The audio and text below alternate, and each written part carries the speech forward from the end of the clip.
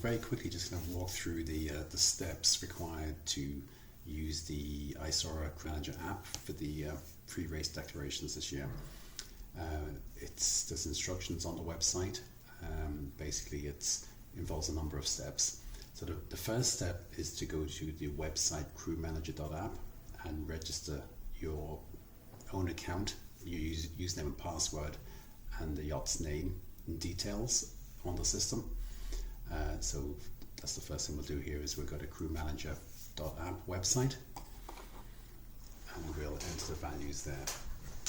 When you get to the website, there's a menu right at the top there for login. So you can click on that and that'll take you to the login page which also has the option to register. So you basically click into register, you fill the details in, both your own contact details but also your shore contact details, and then the details of the yacht in terms of the colour, the MSI number, sail numbers, that'll be stored in the safety file. When that's done, the next stage is then to download the app onto your mobile phone. So again, you would go on your mobile phone this time, you would go to the crewmanager.app website and slide down to the downloads button, click on the menu for downloads and choose the Android or iOS app. So when you have that done, you should be able to then log into the app using the username and password for the account that you created for your vessel.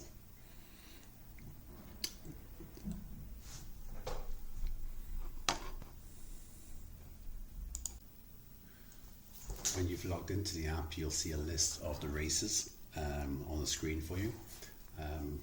And this is where you basically click in to actually choose the race that you're going to be making a declaration on.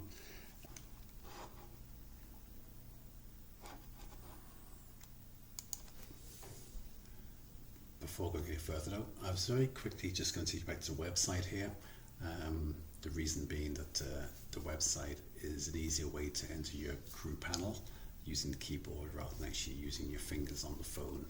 So we just logged in here. When you log in, you're going to see the list of races as well. But you also see there's a crew menu on the top right side there. So if you click into the crew menu, you'll then see your crew list.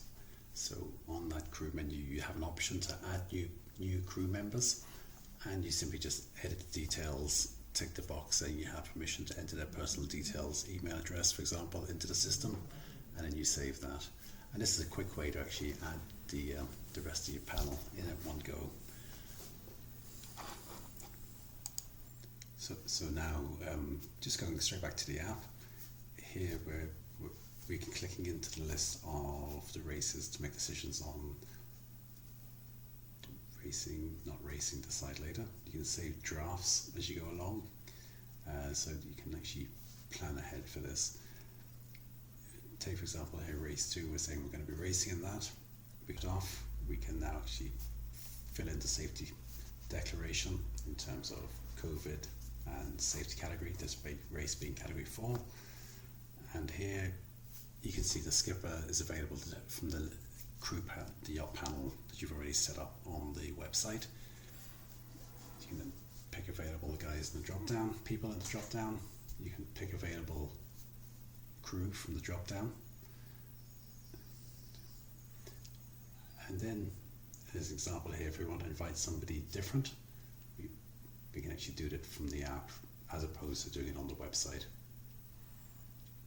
So basically put in the details for the crew member, their shore contact details, and again I'll confirm that I have permission to enter their details into the system.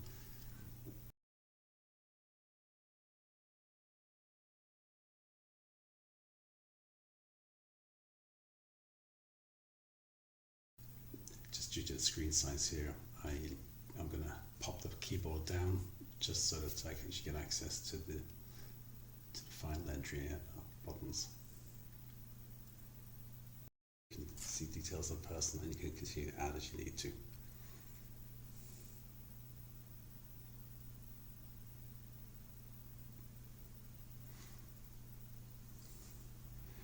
You'll notice that you haven't actually made a declaration at this stage, you've just saved a draft. So once we get close to the race start, which is within 24 hours, the screen will, on the grey button on the right hand side, will turn to a green button to allow you to actually submit the pre-race declaration. The green button only becomes available 24 hours before the race start, just to confirm that the details are still correct and weren't set up months earlier. So at this point now, that once you're in the race start times, the green button should stay available for up to 1 hour after the race start.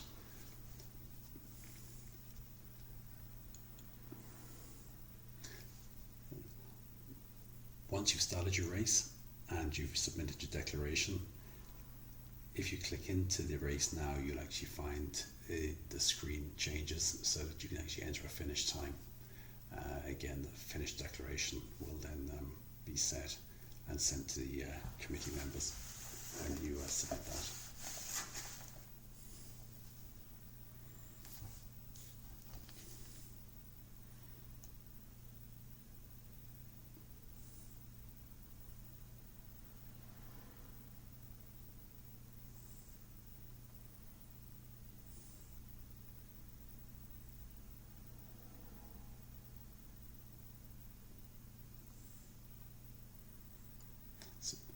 So basically, making your declaration the finish time is step 7 in the instructions here. Once you've done that, the race is complete.